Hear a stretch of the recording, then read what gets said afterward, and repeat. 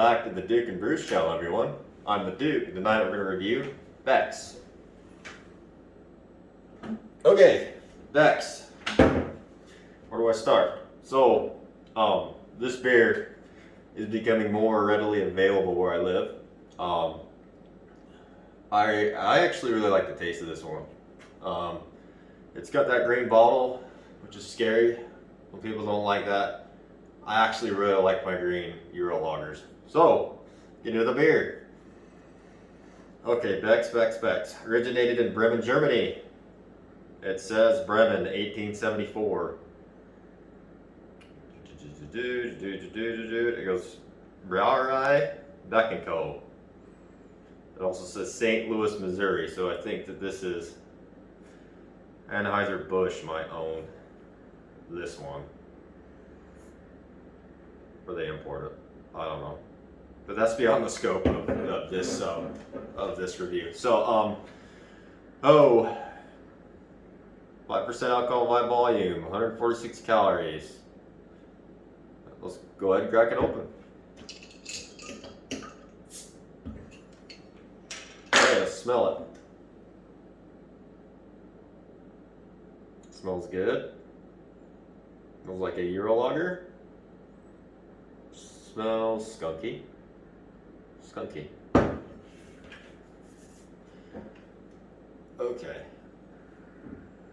Go ahead and give it a pour. Check it out.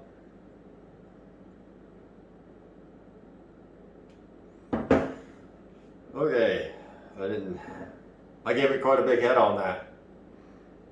The Jack Mormon in me is very bad at pouring beers, but that was a giant head. I still have some in the bottle, but as you can see, gracious head.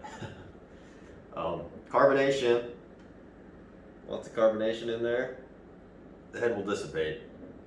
While that head shakes, I'll tell you a story about this beer. So, yeah, I was in Munich on my little vacation, and we got it to the main train station. We're gonna go down to this is the hardest German word for me to pronounce, but Neuschwanstein Castle. And we left Munich, and we were on our way there on the train, and then we came to a little town. They call it I'm gonna butcher this. I'm still learning German, and I'm trying with my pronunciations. This town is I wanted to butcher in German. I think it's Buchloe, but in English it would be like Buchloe or something, right? Like starts with a B and ends with an E, Buchloe. But we get down there, and we got to change. Umsteigen. We got to change trains, right? So we get off. We're waiting. And I needed to go to the store to get some snacks. So I go get some snacks, and I go in there, get some snacks, all in German, order my snacks, hold up my credit card, mid-credit card, buy the snacks, come back out, sitting there, and my girlfriend's like, hey, so there were people drinking on the train, like, we should get some beer. And I'm like, I was uneasy about it, right? Because where I live in Utah, it's very illegal to drink in public, and especially on your main second class trains, And I know that there's a time where you can drink on a train, but there's got to be a bar on the train. But generally where I'm at, we don't have that. But basically, there's no drinking on trains here. So I felt uneasy about it, but I said, hey, okay, I'll go get a couple beers. And I go back into the train, the little store, and right away the cashiers realize I'm coming back, and I grab my beers.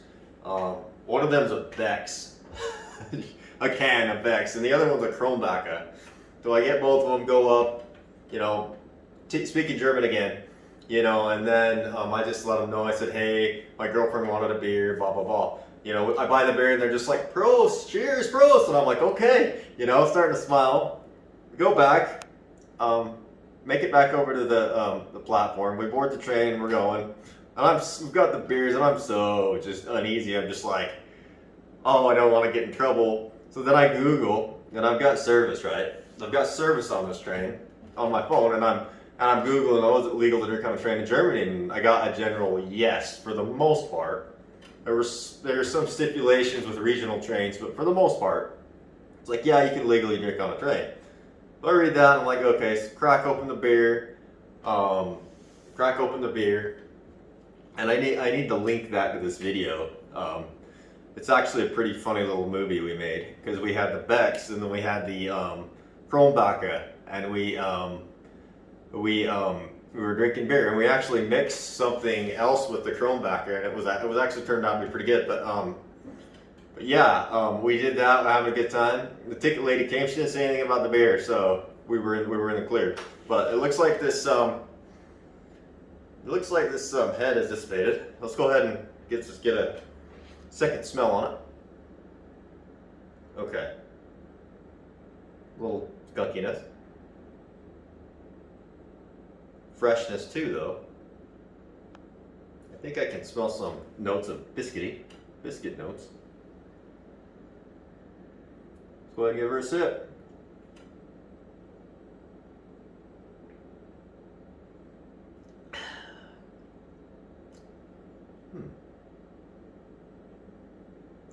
A little bittery. It's kind of bitter, but drinkable. It's got that bitter. It's kind of that sweet bitterness you get with a lot of those North German beers, but then it smooths out, and I want to say I'm getting some kind of a cereal taste, but in a good way. That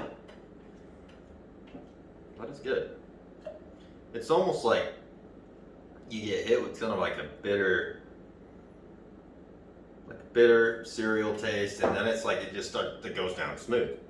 Then you have some freshness, smoothness going with it in the end, you know.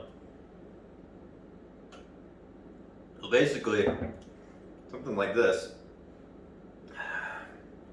Oh, you would think it wouldn't have much flavor to it, with it being it's in this green bottle, and you go, oh, that's going to be like a Heineken, blah, blah, blah. But you get hit with some bitterness, and then it smooths out, and then it's just drinkable.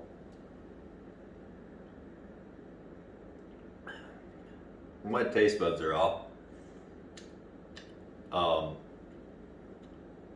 Maybe it's not as bitter as I'm trying to describe, but it's almost like you have a Stella, and then it's just right before a Stella, but it's almost as smooth as a Stella.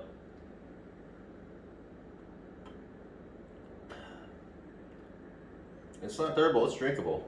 Like, I could drink lots of these. In fact, and I see why this is a very popular beer in Germany. And in the can, it was enjoyable in the can in Munich. So, but anyways, here's my beer review of Beck's. It was good.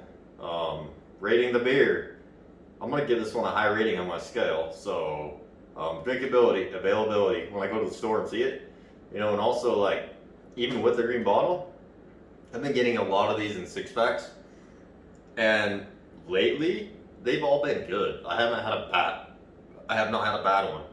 So, that being said, Beck's is an 8.5 on my scale.